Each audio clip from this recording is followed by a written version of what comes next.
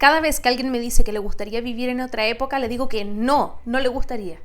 La historia que te voy a contar ahora es tan dramática, tan espantosa, tan terrible, que si alguna vez pensaste en vivir en cualquier otra época que no es el presente, vas a cambiar de opinión. Este video no lo hago solo por morbo o para contarte una historia truculenta. Lo hago también para honrar la memoria de muchas personas que tuvieron que vivir lo inimaginable para poder sobrevivir. Siempre me ha llamado la atención esta pintura del pintor francés Théodore Géricault, La balsa de la medusa. Hay algo como hipnótico en ella, hay movimiento, hay drama, hay una historia. De hecho, hace un tiempo hice un reel sobre este cuadro y hace unas semanas escribí en mi newsletter la historia real que inspiró esta pintura, que fue el naufragio de la medusa y la lucha por la supervivencia de sus tripulantes. Pero ahora yo quise ir más allá. Dos de los sobrevivientes, Henri Savigny y Alexandre Correart, escribieron en 1816 una bitácora contando todo lo que habían vivido. Decidí leerla completamente para que tú no tengas que hacerlo y no te tengas que exponer a las terribles descripciones que ellos hacen. Hoy te quiero llevar a un viaje al pasado para conocer el naufragio de la medusa.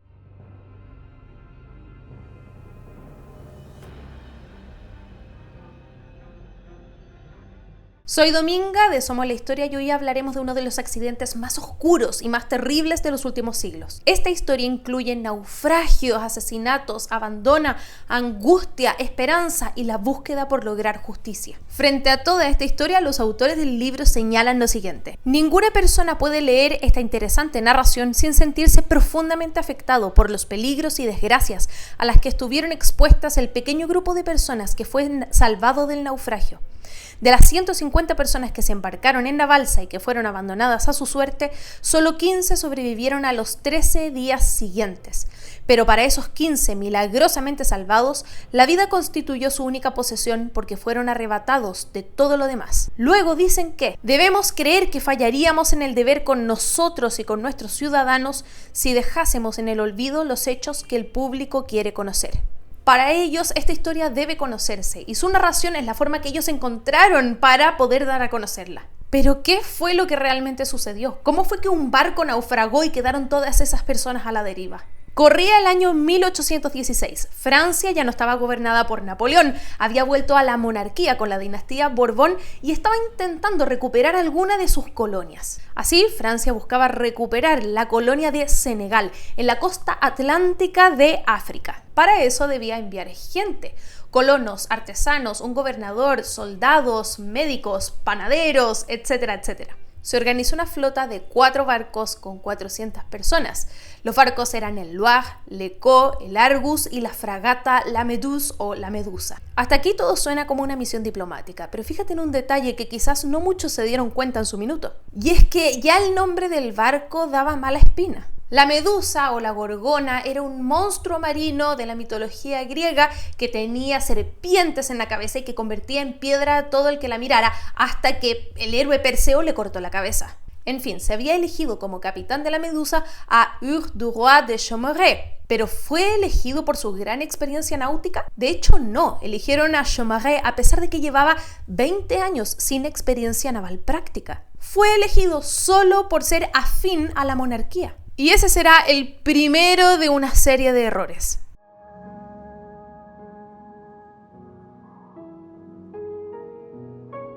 Aún así, la misión parecía relativamente sencilla. Tenían que zarpar desde Francia, ir bordeando la costa africana y llegar a San Luis en Senegal.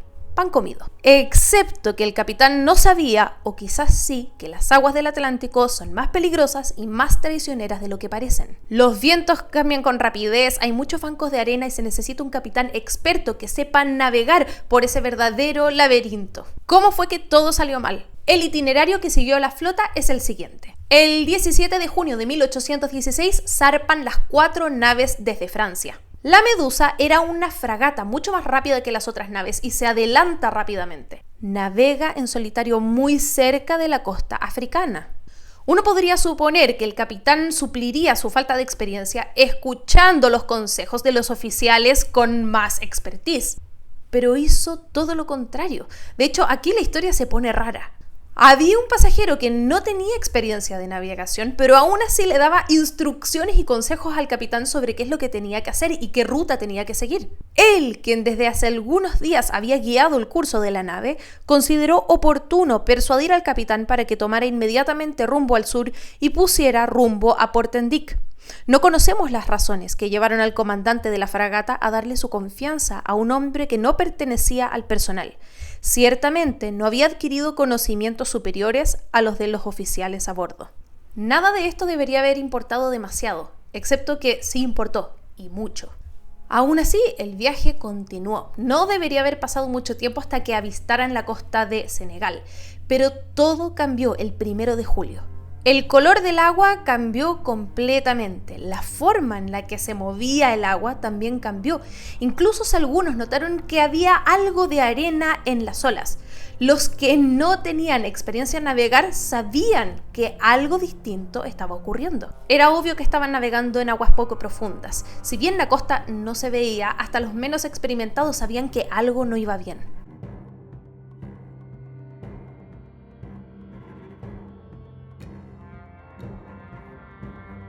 Uno de los marineros informó que la profundidad en la que estaban navegando era de 18 brazas, unos 30 metros. El capitán había querido hacer el viaje lo más rápido posible, por eso en aquel momento estaban navegando a favor del viento y con todas las velas extendidas. O sea, navegaban muy rápido pero con muy poca capacidad de maniobrar. Uno de los oficiales le avisó al capitán, quien ordenó cerrar algunas de las velas, virar el curso del barco para así recibir menos fuerza del viento y bajar la velocidad y alejarse así de los bancos de arena. Volvieron a hacer una medición de la profundidad. Esta vez era de 6 brazas, 11 metros. Pero lamentablemente ya era muy tarde. El barco había tocado fondo. Y ahí fue cuando entendieron que estaban completamente solos en medio del mar.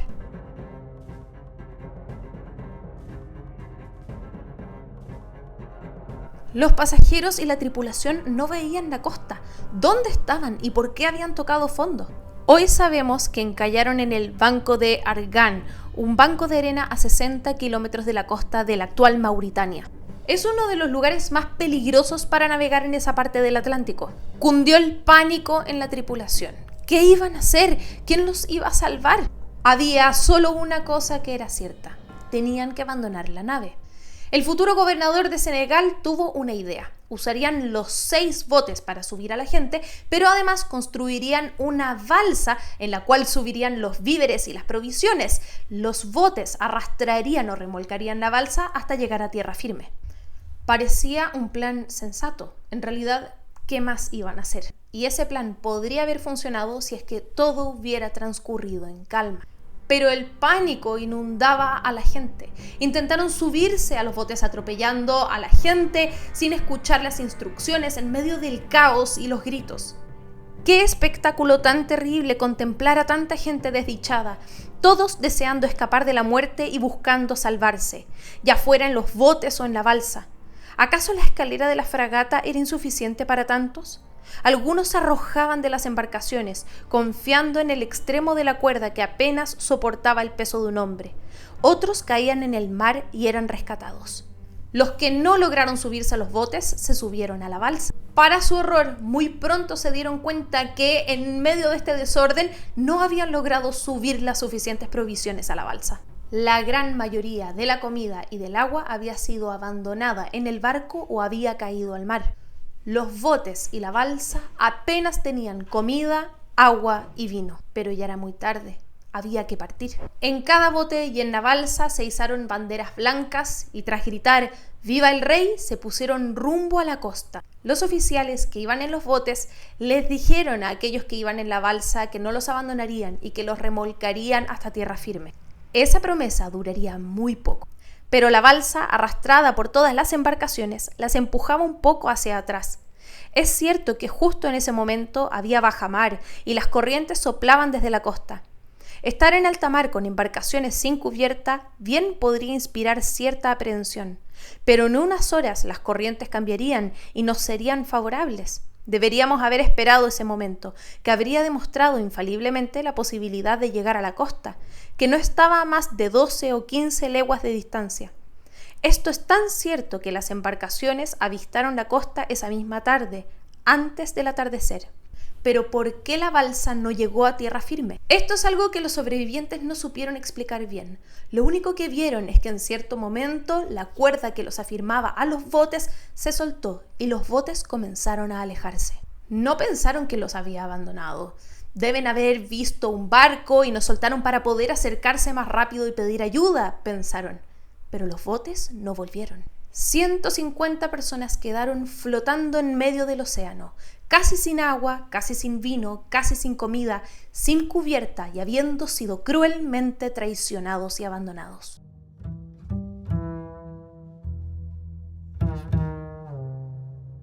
Ahí comenzó el verdadero infierno. Pronto una gran mayoría de ese grupo se abandonó a la desesperación. Tras la desaparición de los barcos, la consternación fue extrema. Todos los terrores de la sed y el hambre surgieron ante nuestra imaginación. Al recuperarse de su estupor, los marineros y soldados se entregaron a la desesperación. Todos vieron la destrucción inevitable ante ellos y dieron rienda suelta en lamentaciones a los sombríos pensamientos que los agitaban. El hambre empezó a sentirse ese mismo día. Mezclaron unas pocas galletas que se habían remojado con agua de mar con un poco de vino y las repartieron entre los supervivientes. Esa fue la mejor comida que tuvieron en 13 días. Estaban sobre una balsa, abandonados sin saber qué hacer, sí, pero nada los había preparado para lo que tendrían que vivir aquella primera noche.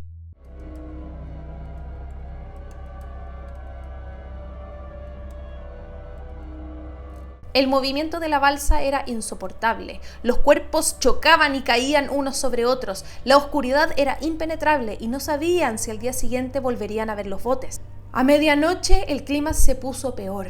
El viento sopló con más fuerza. Las olas reventaban sobre la gente en la balsa.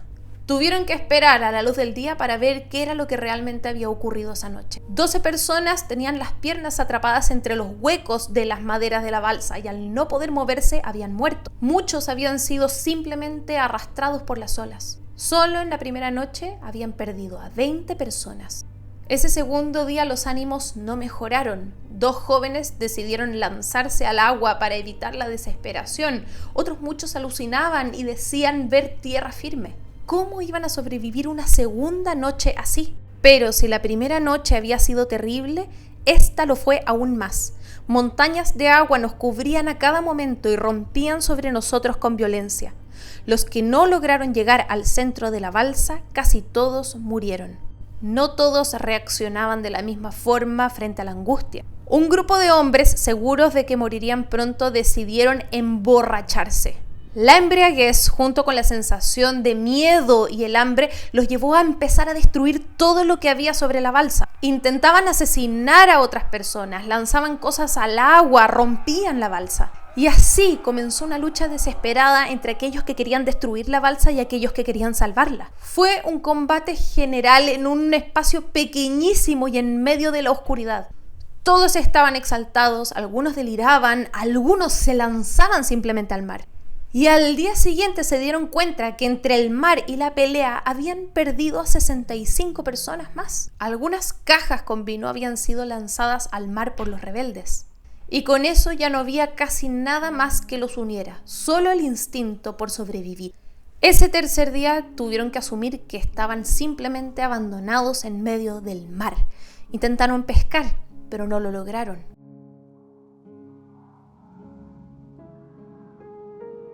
El hambre los atenazaba y tuvieron que alimentarse con lo que pudieron. Algunos cortaban trozos de madera y los masticaban. Otros se contentaban con el cuero de los sombreros. Hubo un hombre que incluso intentó comer excrementos, pero no lo logró. Ese mismo día, algunas personas comenzaron a comer la carne de otras personas que habían muerto.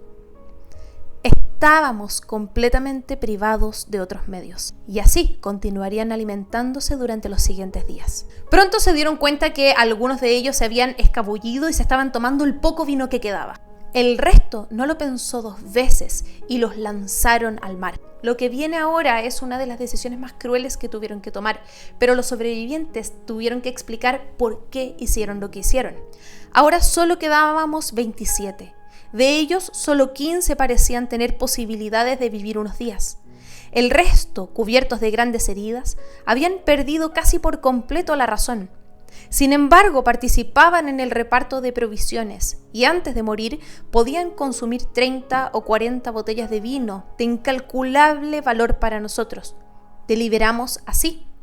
Reducir a los enfermos a la mitad de la ración habría sido matarlos lentamente. Así pues, tras un debate en el que reinó la más terrible desesperación, se decidió arrojarlos al mar. Esta medida, por muy repugnante que nos resultara, proporcionó a los sobrevivientes vino para 6 días.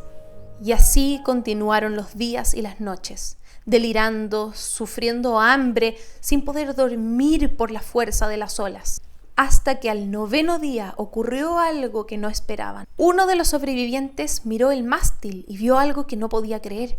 Una mariposa. ¡Una mariposa! Eso quiere decir que están cerca de la costa. No la podían ver, pero era un rayo de esperanza. Pero era una esperanza terrible, porque estaba casi al alcance de su mano, pero no sabían si la iban a poder lograr. Y ese rayo de esperanza tampoco saciaba la sed que tenían. El fuerte sol les destrozaba la piel y ya casi no tenían agua ni vino. Sabían que no tenían que hacerlo, pero la vista a su alrededor del agua de mar fue demasiado tentadora. Empezaron a tomar agua de mar. Nada podía empeorar, pensaban. Pero en eso también se equivocaban. Pronto fueron rodeados por un gran número de tiburones. Se acercaron tanto que pudimos golpearlos con nuestro sable, pero no pudimos someter a ninguno de ellos. Algunos de ellos parecían tener por lo menos 10 metros de largo. Ya no había nada ni nadie que pudiera salvarlos, y ahí cuando todo parecía perdido, ocurrió lo imposible.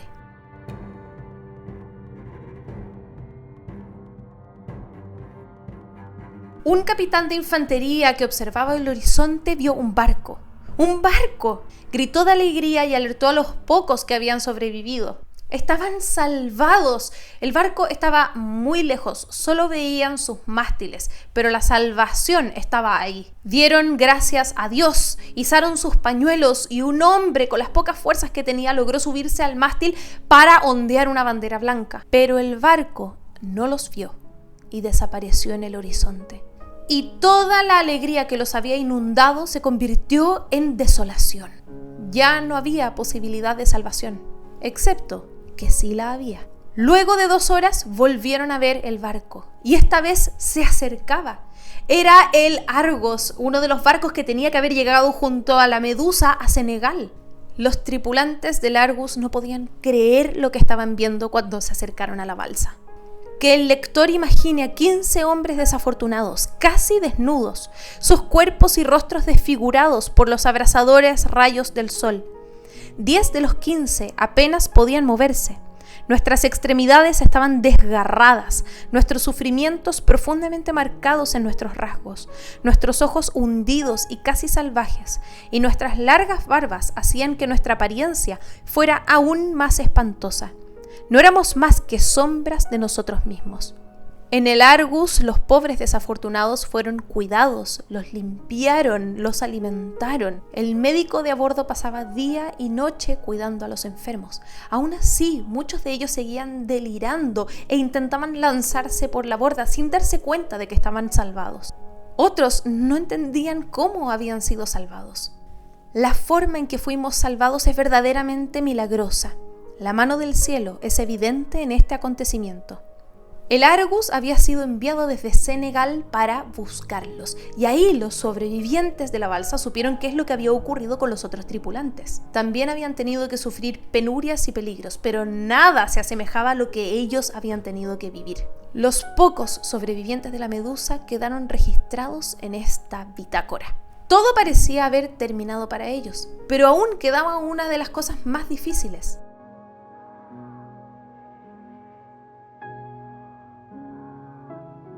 Al llegar a Francia, tenían que demostrar que el capitán de Chaumareix había sido negligente y cruel, que había tomado malas decisiones de navegación y que los había abandonado a su suerte. Pero no todos les creyeron. Chaumareix era alguien importante y con buena reputación. creían que los sobrevivientes estaban tergiversando la historia, intentando dañar la imagen del capitán. Y fue por esta razón por la que Chavigny y Correard tuvieron que escribir con lujo de detalles todo lo que habían vivido.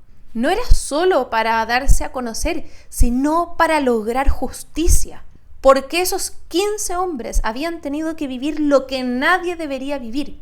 13 días abandonados en medio del agua, sin agua ni comida, sin esperanza.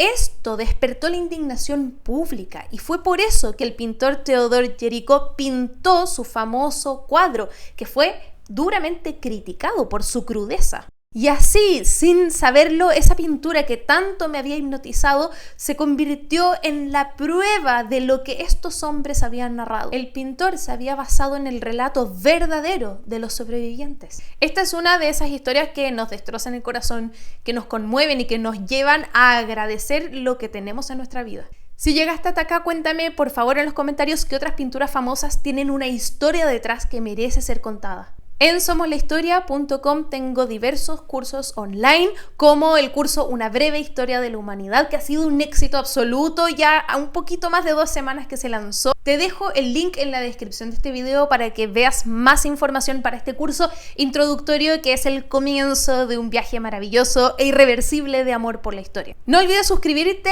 al newsletter de Somos la Historia, ahí te voy contando distintas historias, recomendaciones de lectura y también algunos descuentos para alguno de los cursos. También te dejo el link en la descripción de este video. No olvides ponerle like a este video, suscribirte a este canal y nos vemos en otra ocasión.